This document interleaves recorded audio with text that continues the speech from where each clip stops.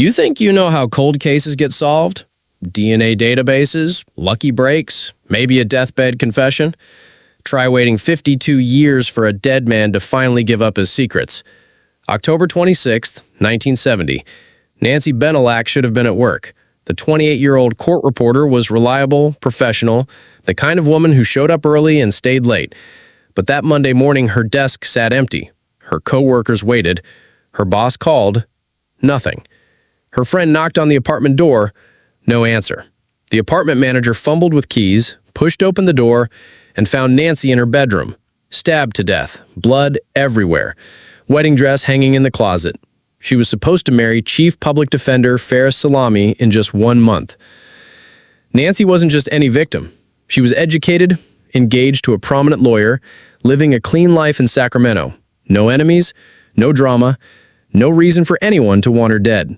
The kind of victim that makes investigators lose sleep because the motive makes zero sense. But here's where it gets interesting. And by interesting, I mean absolutely terrifying. Nancy was sleeping when her killer broke in. This wasn't a robbery gone wrong or a crime of passion. Someone planned this. Someone watched her. Someone decided she needed to die. The killer was methodical. Police believe he wrapped tape around his fingertips to avoid leaving prints. He climbed into her apartment like he'd done it before, like he knew exactly where to go, exactly what he was doing. Then he stabbed a sleeping woman to death and vanished into the night. What do you think drove someone to plan such a calculated murder? Drop your theories in the comments, because this case is about to get even stranger. Sacramento police worked the case hard in 1970. They interviewed neighbors, friends, co-workers. They looked at Nancy's fiancé because, let's be honest, it's always the boyfriend until it isn't. But Faris Salami had an alibi. Everyone had alibis. The case went cold faster than yesterday's coffee. But investigators missed something crucial. Living in the same apartment complex, just across the pool with a perfect view into Nancy's bedroom window, was Richard John Davis, 27 years old, quiet, unremarkable, the kind of neighbor you forget exists until you need to borrow a cup of sugar. Davis could see everything. Nancy's daily routine, when she came home from work, when she turned off her lights, when she was alone and vulnerable. He had front row seats to her entire life, and nobody thought to look twice at the weird guy by the pool. Then Davis did what killers do best. He disappeared into normalcy, moved away, got older, developed a drinking problem that would eventually kill him in 1997. Died at 54 from complications of alcoholism, taking his secrets to the grave. Or so everyone thought. For 34 years, Nancy's case collected dust. Her sister Linda Cox aged from a young woman to a grandmother, still wondering who killed Nancy and why. Faris Salami moved on with his life, but the questions never left. Who breaks into an apartment just to murder a court reporter? What was the point? Then 2004 happened. DNA technology had evolved enough that investigators could finally test evidence from the crime scene. They found a profile. Clear, usable, definitely from the killer. Finally, a breakthrough. But here's the cruel joke the universe loves to play. They ran that DNA through every database they could find. CODIS, state systems, federal databases, nothing. The killer's DNA was sitting right there, ready to solve the case, but the person it belonged to had never been arrested for anything that would put their DNA in the system. So, Nancy's case went back to collecting dust. Another 15 years of waiting. Another 15 years of Linda Cox wondering if she'd die before getting answers. The DNA was perfect, but perfectly useless. How frustrating do you think it was for investigators to have the killer's identity literally in their hands, but unable to use it? Let me know in the comments what you do with that DNA profile. Fast forward to 2018. The Golden State Killer finally gets caught after decades of terror, and suddenly everyone's talking about genetic genealogy. Not just matching DNA to criminals in databases, but building family trees to find killers who've never been caught. Sacramento investigators had been watching this technology develop. They had Nancy's killer's DNA profile sitting in a file cabinet waiting for exactly this moment. In November 2019, they decided to try something that would have sounded like science fiction in 1970.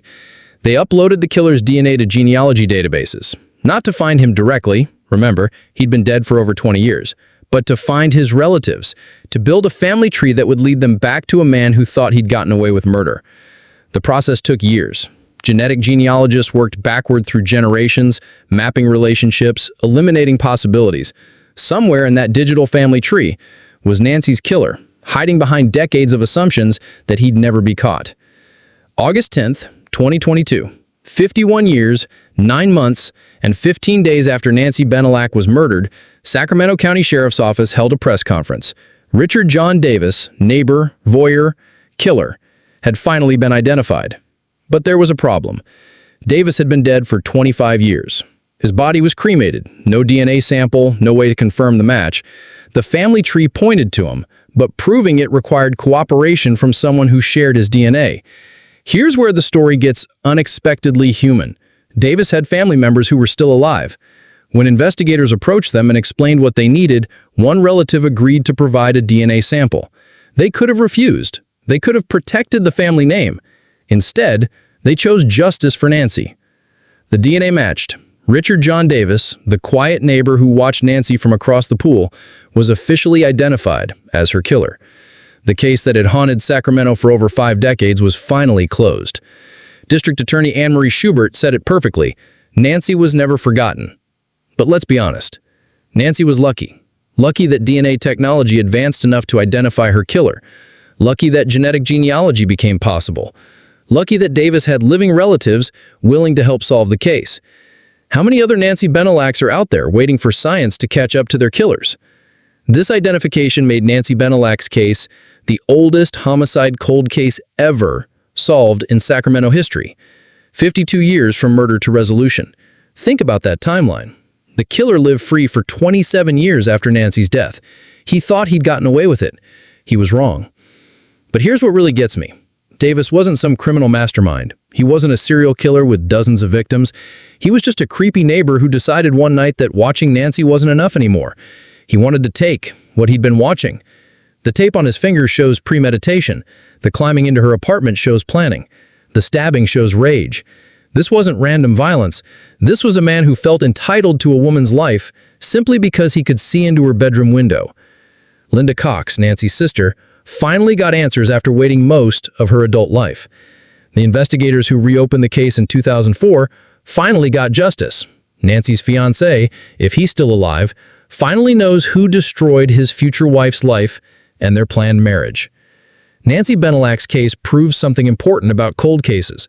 Time doesn't heal all wounds, but technology might solve them. The DNA that sat useless in evidence storage for 15 years became the key that unlocked everything once genetic genealogy made it possible. Davis thought geography would protect him.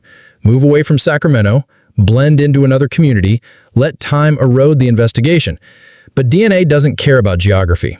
DNA doesn't forget. DNA doesn't age out of relevance. The irony is perfect. The same voyeuristic obsession that made Davis watch Nancy from across the pool ultimately led to his identification.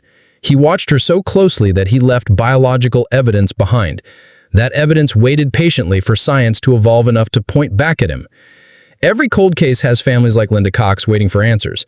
Every cold case has evidence sitting in storage, waiting for the right technology or the right break.